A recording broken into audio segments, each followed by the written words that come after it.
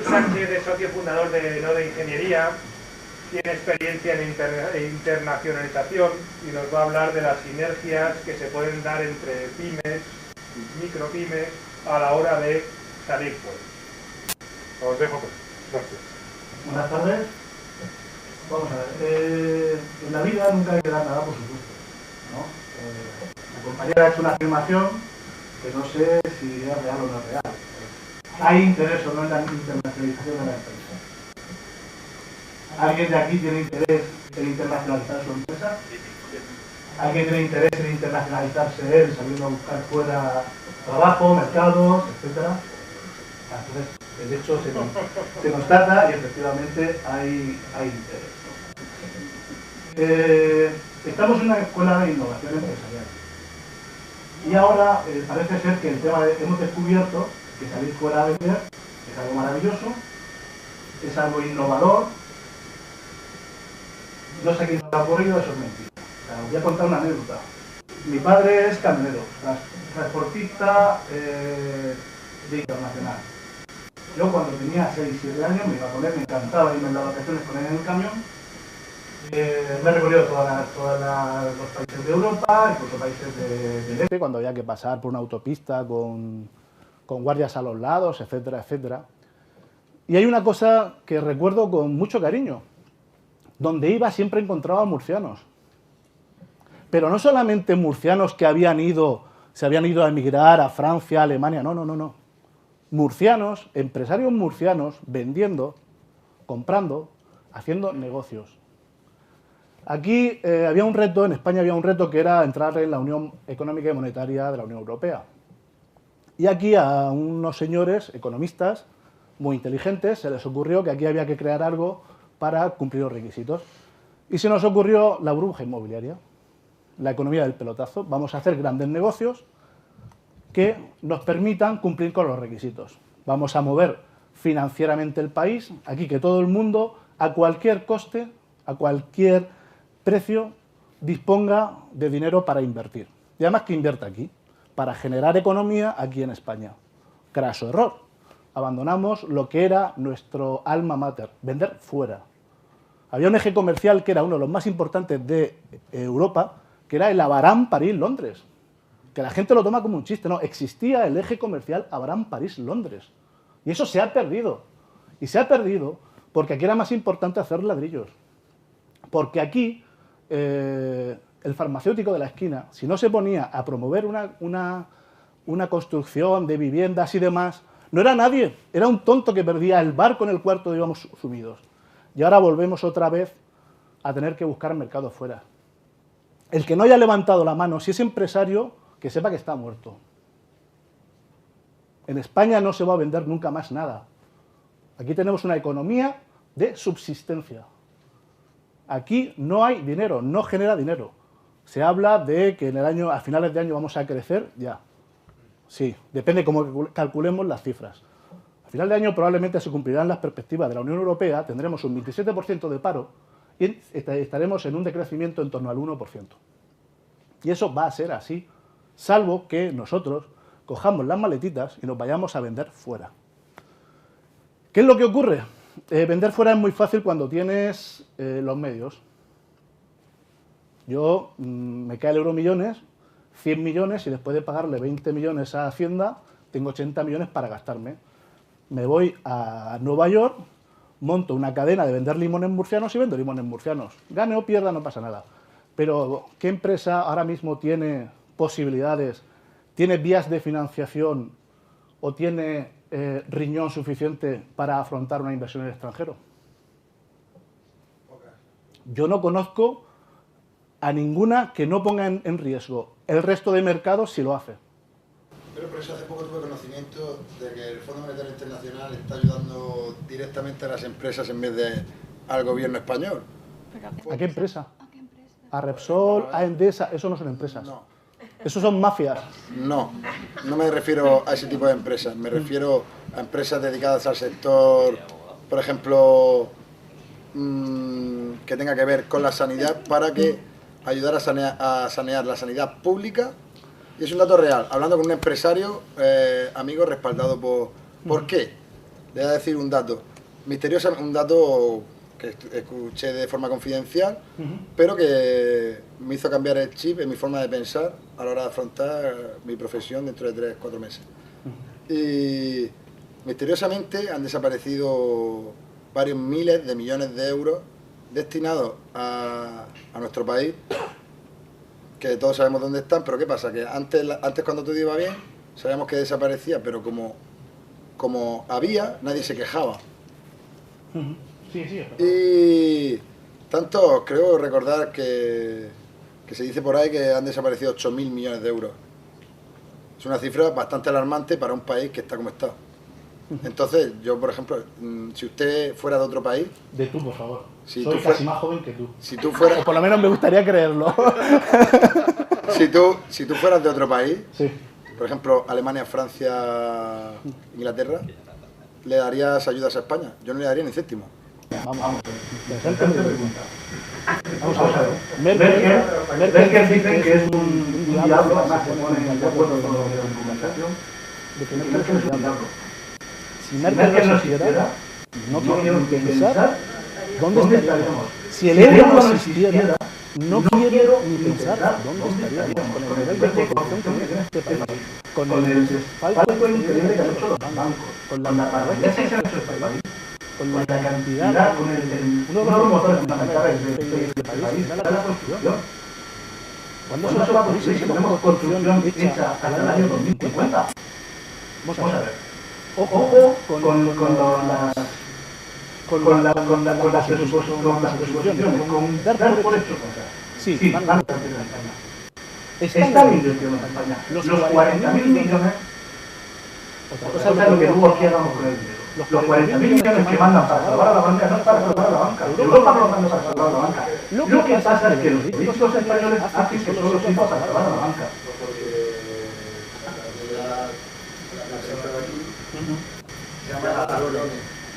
A sus propios dirigentes, pero es que la prensa de allí llama cosas mucho peores. La prensa de New York Times, todo lo que conlleva economía. España ha perdido totalmente la credibilidad por culpa de los que deberían defender a sus empresarios, a sus pequeños y medianos empresarios, que son los que mueven el motor, es el motor de una nación.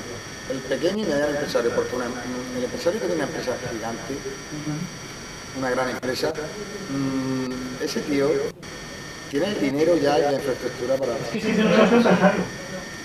Es que ese tío es un dirigente elegido por un consejo de administración que a su vez normalmente son muy pequeños participantes dentro de las grandes sociedades. Esos son contradictorios de la corporativa. Eso no tiene nada que ver con la economía real, que es la que estamos todos comentamos aquí. Pero aquí lo visto, Gómez tampoco. Los que estamos aquí estamos en la economía real. Somos otra cosa. Yo me gustaría romper una lanza a favor de España. Los medios de comunicación siempre tienen intereses por detrás. Los estadounidenses y los británicos también. A lo mejor para ellos económicamente es mejor destruir desde el punto de vista de la prensa España ahora mismo que ensalzarla. Y aunque no cambie nada, en 6 meses empiezan a ensalzarnos como que hemos salido de todos los problemas y los hemos resuelto. Ojo con la prensa, con el Economist, con el Wall Street Journal, ojo, porque todos tienen intereses de todo. Y España no está en la Commonwealth, o sea, no somos ni los israelitas, ni somos yanquis, ni somos británicos, no estamos ahí, ¿vale? Sí, pero de todas formas hay que tener una cosa en cuenta. España ya había un rey, no recuerdo a cuál, un rey francés, que decía España que era un país no por su gobernante. Varios siglos después, a día de hoy todavía, España, qué gran país no fuera por sus gobernantes. Murcia, qué gran país no fuera por sus gobernantes. Yo no conozco mucho que he estudiado, lo he estado trabajando. Hay un sitio donde me ha encantado trabajar, pero aparte de la primera vez que he trabajado en Francia, me fui llenar. Como me un tren, me fui llenar a trabajar a Francia. Pero lo que tenía 15 años no podía trabajar a Francia para trabajar. Mi patrón, porque ahí los se llaman patrones, decía que mientras se viviera, la uva se la cortaban en español. En mis máquinas, trabajadores y españoles, éramos los mejores del mundo. Y aquí no somos productivos, y aquí nos pagamos lo que aquí, y sí éramos productivos. Todo eso, al final conduce a una idiosincrasia del país, a una forma de entender. Aquí hemos sido ricos 4 días. 4 días nos hemos hecho ricos pasados de familias que con esas cantidades, comiendo lentejas 3 veces a la semana, llegaban a tener familias de 5 o 6 miembros, de 6 o 6 hermanos. Llegaban a tener, a que ahora todos obedecen a un plan económico. Un momento en el que unos señores piensan, no, el consumo, todo el mundo, no endeudarse, hasta que hay un momento en que para hacer para. Todo esto que estamos hablando no sirve de nada. De nada. ¿Por qué? Porque es lamentable. Y eso nos ha hecho perder ya porque a 5 minutos. Vamos a hablar de verdad. Muy bien. Como decía, es muy importante buscar el mercado. Los españoles siempre se hayan sacado el mar a los barcos para siempre y tenemos que volver a hacer esta actividad. Y como ahora tenemos muy pocos recursos, tenemos que buscar en la asociación de empresas y de autónomos y de trabajadores que se van. Vamos a ver, si yo me voy a ir a Alemania a buscar trabajo, ¿me voy solo? No. Cojo a 4 colegas que también han terminado la carrera y nos vamos, nos alquilamos un piso, nos llevamos un jamón y un chorizo y tenemos para comer un mes y para vivir un mes. Y en un mes, si no hemos encontrado trabajo, ya veremos qué hacemos. Pero hay que asociarse, hay que gestionar la asociación. Belén nos ha dado una clase magistral sobre lo que es el comarketing. Y básicamente es lo mismo que yo os voy a explicar. Diferencia, el comarketing normalmente son empresas que buscan un mismo mercado o un mercado muy relacionado. Pero no hay por qué asociarse con empresas que buscan el mismo mercado, para nada. Podemos asociarnos con empresas, tampoco es bueno que sean competidoras directas, pero sí empresas que se dirigen a distintos mercados, porque hay una serie de tareas, de actividades, de departamentos dentro de la empresa que son comunes a cualquier tipo de empresa. Y eso es lo que tenemos que tener muy claro. A la hora de hablar de cualquier proyecto, por supuesto, si es de internacionalización también y probablemente más, tenemos que analizar nuestra empresa, tenemos que analizarnos a nosotros. Si queremos colaborar, tenemos que tener muy claro y además de una forma muy objetiva que somos capaces de colaborar. Hay empresarios y trabajadores que por propia naturaleza no son dados a la colaboración. No te esfuerces, no vas a llegar jamás a colaborar con nadie. Porque, una de dos, o vas a querer engañarlos o te vas a sentir engañados por ellos. Tenemos que tener muy claro de forma objetiva si somos capaces de colaborar, si somos capaces de establecer mecanismos conjuntos para abarcar los países. Y luego tenemos que saber qué es lo que queremos. Siempre hablamos de objetivos. El objetivo fundamental de cualquier empresa, ¿cuál es? Ganar pasta. No, es que yo quiero vender. No. Tú quieres ganar pasta. Por eso te metes a empresario, igual que el trabajador tiene que ganar pasta porque tiene que mantener a su familia. ¿Tu objetivo cuál es? ¿Ir al trabajo y ser el mejor trabajador del mundo? No. Es ganar pasta. Y si eres el mejor trabajador del mundo, si estás en una organización que eso lo valora, ganarás mucho más dinero. Las empresas igual tienen que ganar dinero. Pero ese es el objetivo último. Para alcanzar ese objetivo hay muchos objetivos intermedios. Y esos son los que tenemos que establecer de forma muy clara en cuáles nos interesa colaborar, ¿no? Concretamente, os puedo hablar de una experiencia, un consorcio de exportación. 3 empresas que deciden implantarse en Varsovia. Para el mercado polaco estamos hablando, aquello fue el año 96-97, era un mercado que acababa de empezar a nacer, que tal, se veían posibilidades y 3 empresas quieren irse allí a instalarse. ¿Qué es lo que hacen? Montan un consorcio de exportación, nombran ahí un gerente y cogen una serie de instalaciones comunes y de servicios comunes que les van a servir a todos. Cuando han alcanzado su objetivo de implantarse ahí, obviamente cada una sigue su camino. Todavía esas 3 empresas, yo colaboré en ese proyecto porque estaba en una de las empresas, funcionó muy bien y de hecho han cogido la misma fórmula para otros países, pero en Polonia ya no van juntos. En Polonia cada uno tiene su oficina, cada uno tiene sus infraestructuras y ahí no colaboran en otros países donde se han implantado con la misma fórmula. Entonces, lo que es fundamental es que tengamos claro siempre, perdóname, es que tengo la garganta fatal, que tengamos siempre muy claro en qué vamos a colaborar, cuál es nuestro objetivo en la colaboración y siempre filosofía ganar. Todo el mundo tiene que ganar, porque en el momento en que en una relación cualquiera, por supuesto en las empresariales más, pero en cualquier relación personal, si una persona gana y la otra pierde siempre, se rompe. No va a funcionar. En el caso de estas 3 empresas que estás hablando, Sí. del consorcio de empresas, Sí. ¿qué compartíais? ¿Qué sectores compartíais? Que luego ya cada uno fue... En aquel momento eran 2 empresas valencianas y una empresa de aquí de Murcia. Tenían mercados que en algunos aspectos eran comunes, podían dirigirse juntos a un determinado tipo de clientes, pero en general eran distintos, ¿no? Cada uno tenía su amplitud y demás.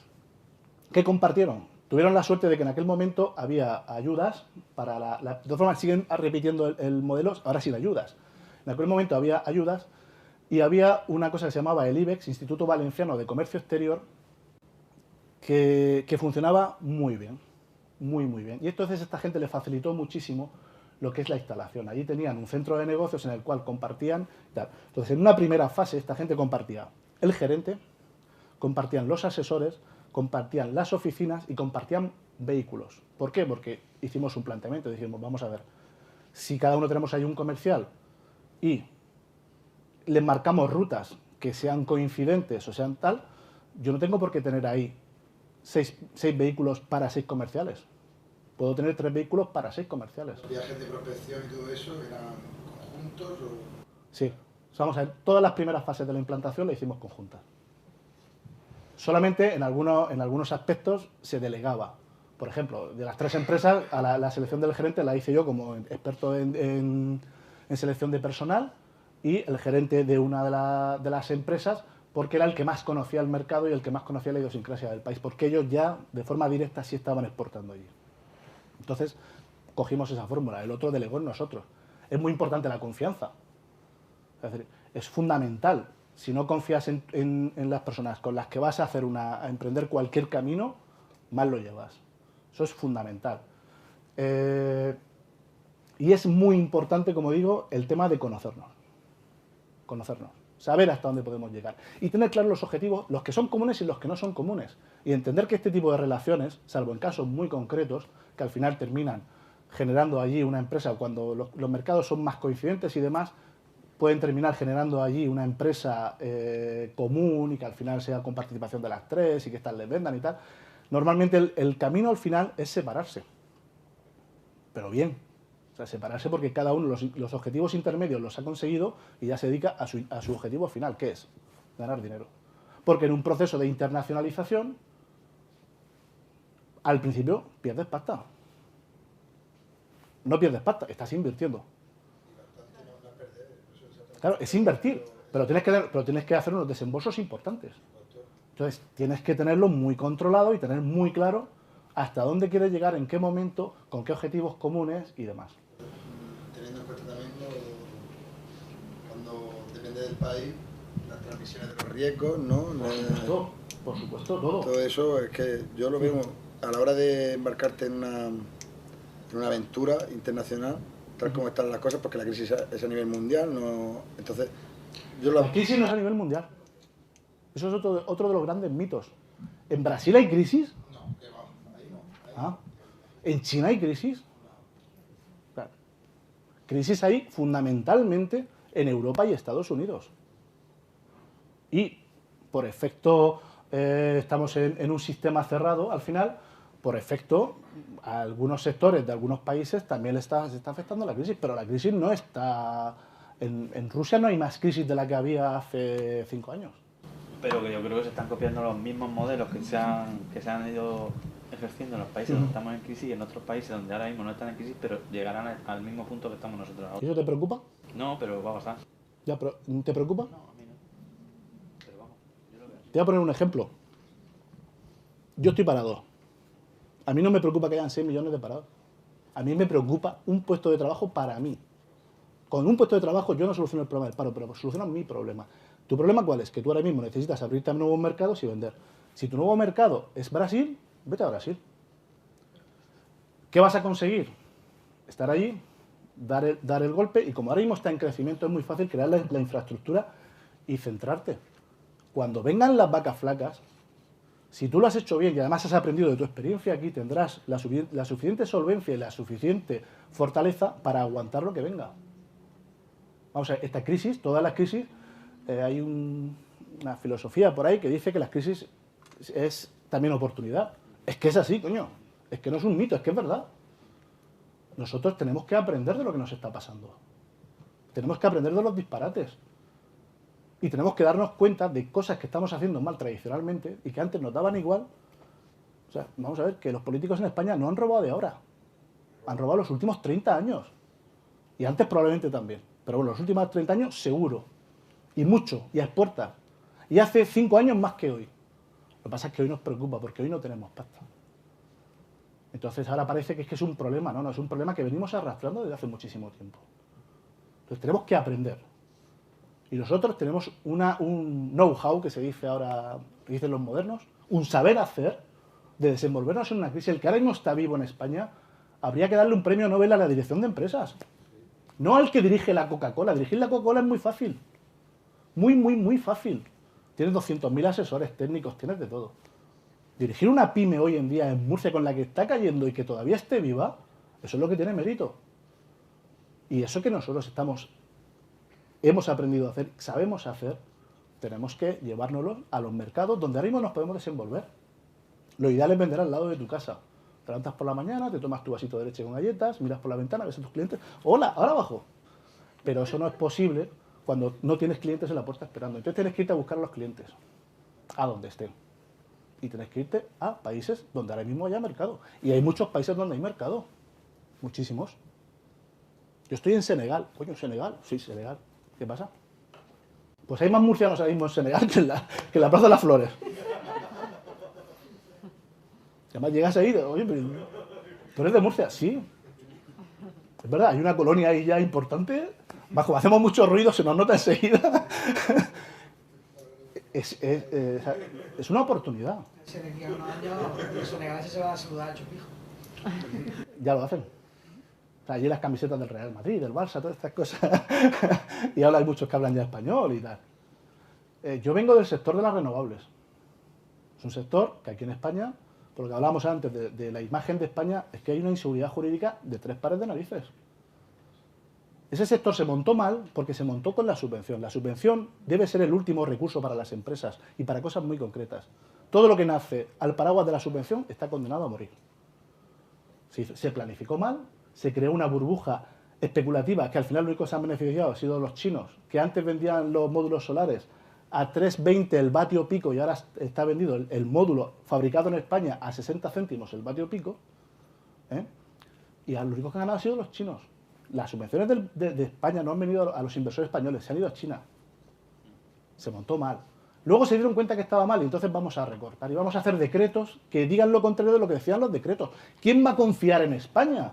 Si tú las reglas del juego, si yo he invertido y me cambian las reglas de juego a mitad del partido. Lo que pasa es que los medios de comunicación, alguien decía que tienen muchos intereses, en España también. Y en España no se dice que España está condenada por todos los tribunales internacionales, por el tema de las renovables, está condenada en todos.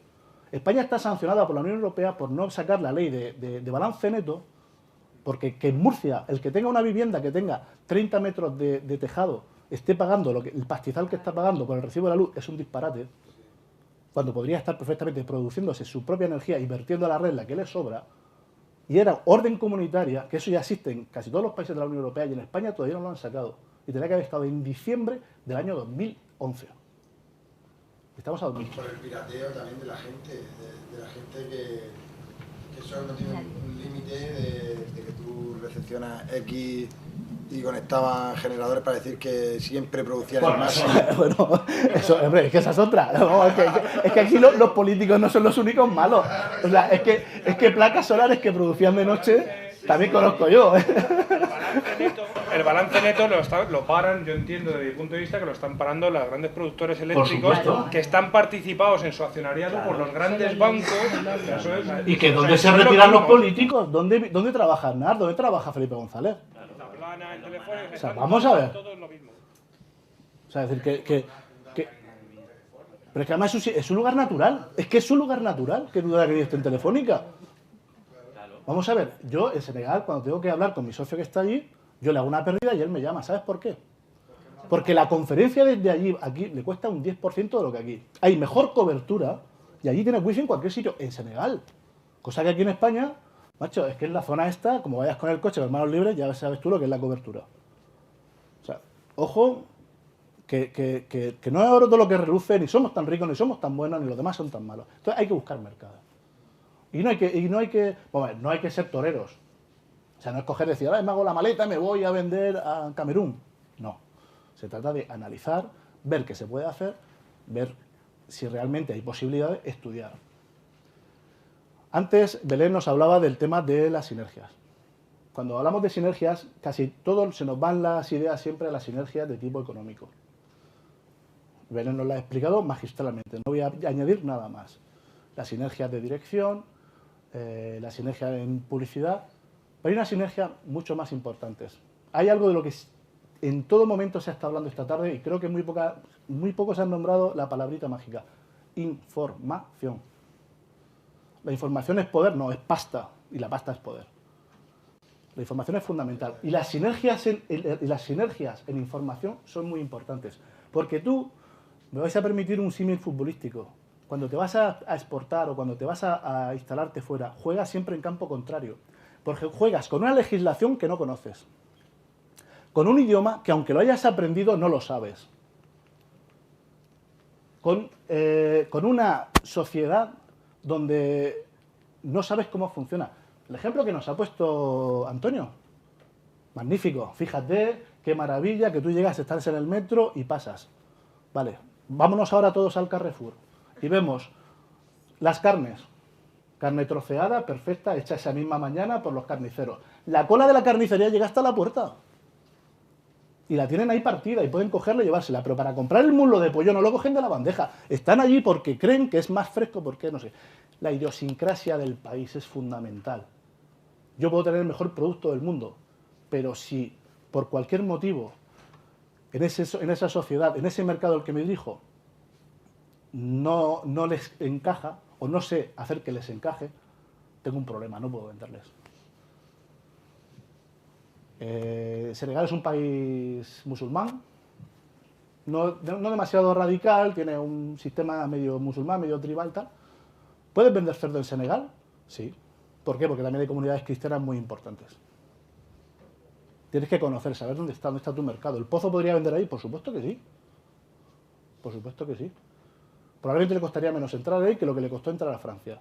Se gastó un pastizal en campañas de publicidad en Francia y le costó muchísimo entrar. Y están aquí al lado y son igual que nosotros. Igual, como que los vascos son igual que los murcianos. Por eso mejor fue por el carácter nacionalista de los franceses en cuanto a... No, porque ellos, por ejemplo, el pimentón prácticamente no lo utilizan. Y aquí la mayoría de los embutidos llevan pimentón. Entonces el sabor les cuesta. Mi padre es pimentonero, lo sé. O sea, son pequeños matices. Entonces, las sinergias en cuanto a la información son fundamentales. Si yo voy, en el proyecto de Senegal estoy con otros 2 socios, si yo exporto, mando un contenedor al puerto de Dakar y me ponen X problemas, mi socio no va a tener que pasar por eso, porque ya lo sabe por mí. Y además son temas que además son muchas veces muy puntuales, de cómo mandar un papel, que aunque tenemos, la verdad es que el ICEX creo que es interesante, quien quiera exportar creo que debe de arrimarse al ICEX, funciona bastante bien. Luego los delegados comerciales en la mayoría de las delegaciones de las embajadas españolas suelen ser gente, como son muy jóvenes y tienen muchas ganas, suelen ser muy buenos. Se puede echar mano, pero hay detalles que a ellos se les escapa, porque al fin y al cabo ellos están ahí para representar a España, para ayudar a los empresarios españoles, pero ellos no pueden tocar todos los sectores, no pueden tocar todos los requisitos. Hay muchas cosas que se les escapan. Y aunque te pueden ayudar a buscar el camino, ellos no te van a marcar nunca el camino. Entonces, cuanto tú tengas más información, mejor que mejor. Si vas en conjunto, el error que comete uno no lo va a cometer el otro. El tema de la legislación es fundamental. Aquello es legislación francesa, que se le aplica solo a los extranjeros, claro, ellos no. Claro, si tú... Dime. La pregunta es que no entiendo, ¿esa persona con la que colaboras es otro empresario? Sí. ¿O es un agente o es un distribuidor? ¿Qué es exactamente? No. Empresarios. Estamos hablando de colaboración entre empresas de cara a la exportación. ¿Y qué ventajas dice, por ejemplo, ofrecer a un agente en un país de destino que sea del país o que conozca el país? Buena pregunta.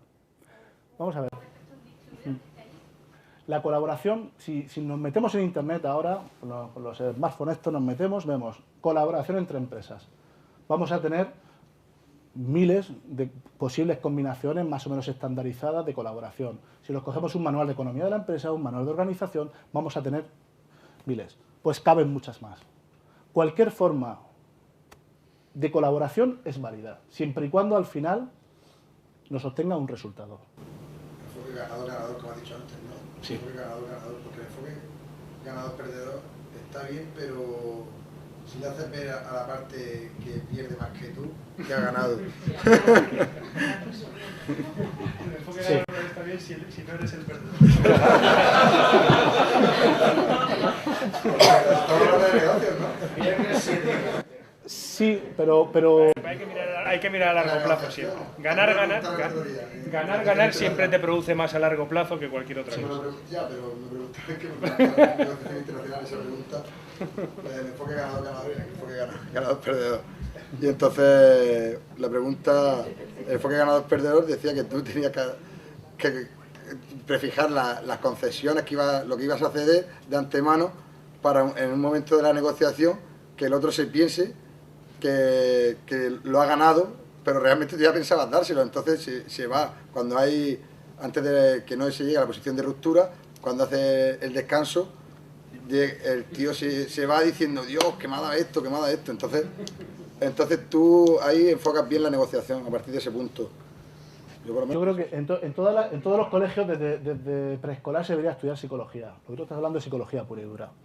Que muchas veces la psicología marca mucho las diferencias entre los organismos, incluso entre las propias economías, ¿no?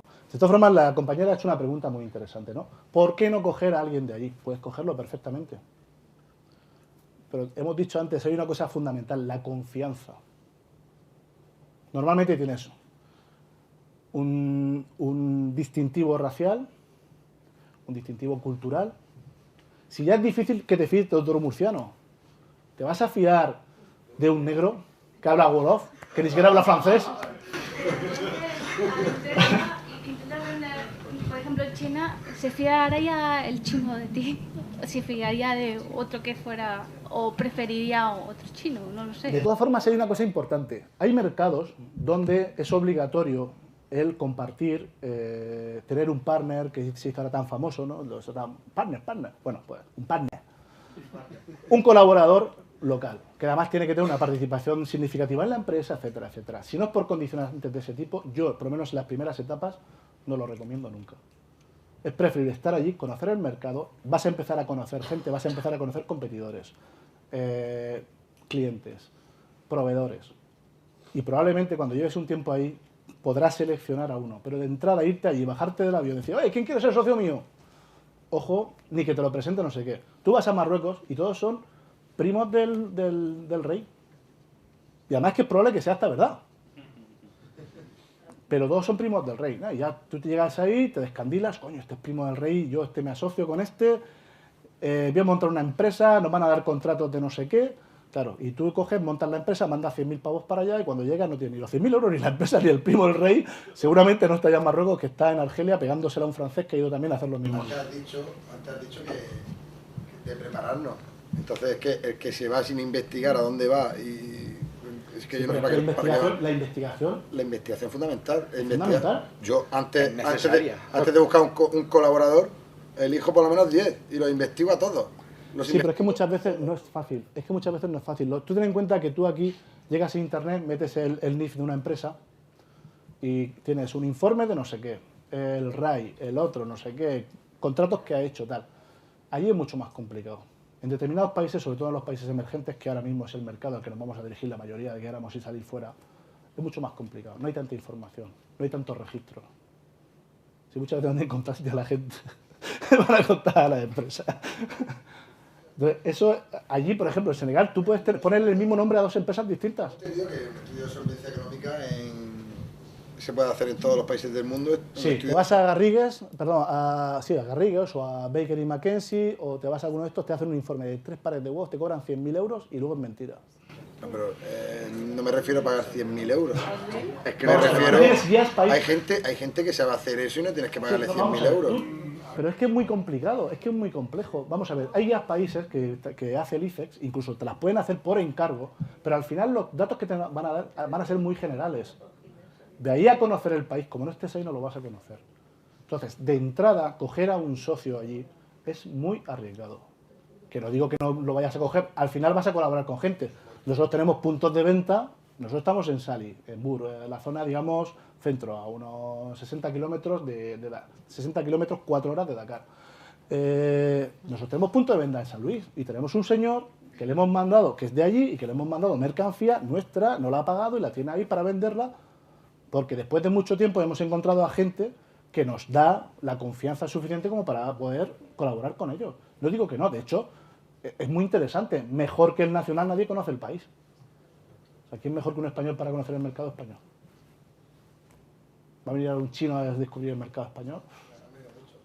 Ya, pero bueno, pues también es que hicimos un efecto llamada ahí muy importante que ahora lo estamos pagando también. Pero bueno, esa es otra historia. Entonces, muy importante, como decía antes, la información, las sinergias en información son fundamentales. Luego, es muy importante también crear unos mecanismos por los que se mueva esa información. Y no hace falta tener grandes ERP ni historias de esas. Es decir, con Excel se puede manejar uno muy bien, incluso con papel. Hay que tener muy claro qué información se va a transmitir entre los socios, cómo se va a transmitir, en qué momento se va a transmitir, porque si tú te surge un problema e inmediatamente informas a tus socios, van a confiar en ti. Si se te crea un problema que puede afectarles a ellos, muchas veces por decir yo lo soluciono, no se lo comentas, no se lo dices, va a crear suspicacias y al final les toca perder a ellos también. Entonces es muy importante que la información fluya entre los socios. La confianza no solamente se hace, se va construyendo día a día. O sea, no es solamente un punto de partida, hay que ir construyéndola día a día. Porque en cualquier aventura empresarial se pasan momentos muy complicados. Aquí los que sois empresarios y sobre todo los que sois autónomos, sabéis lo que es eso. Que hay días que tienes que mirar la foto de tus hijos 7 veces para no mandarlo todo al carajo, irte al desierto del Sáhara, pero a perderte. Entonces, hay que tener muy claro que esos momentos se van a dar, y que cuanto más confiemos en nuestros compañeros, mejor. Para terminar, os quiero que hagáis una reflexión, ¿no? Un poco un resumen de todo lo que hemos hecho. Hay que irse fuera. Es conveniente irse acompañado. Es bueno irse acompañado. Pero, sobre todo, tenemos que ser capaces de hacerlo. Tenemos que cambiar el chip. Es muy importante que estudiemos idiomas. Muy bueno. Es importantísimo que sepamos economía, que sepamos derecho, que sepamos ingeniería. Pero es sobre todo muy importante que tengamos una carga de valores y una filosofía de empresa que nos permita afrontar los retos con garantías. Y el tema de la exportación, el tema de la internacionalización de la empresa es un tema precioso. El que se mete le encanta, se engancha. El que ha sido exportador lo es toda su vida. El que ha conseguido con éxito proyectos fuera lo va a hacer siempre. Es muy bonito, pero también es muy duro. Y, como os digo, ahora mismo estamos condenados de alguna forma a hacerlo acompañados y confiemos mucho en nuestros compañeros, y para eso lo mejor es que tengamos los mismos valores, la misma filosofía y las mismas ganas de hacer cosas. ¿Alguna pregunta? ¿Cuestiones? Pues yo no tengo mucho más que deciros. Se podría decir mucho más, pero bueno, tenemos el tiempo limitado y es lo que hay. Gracias.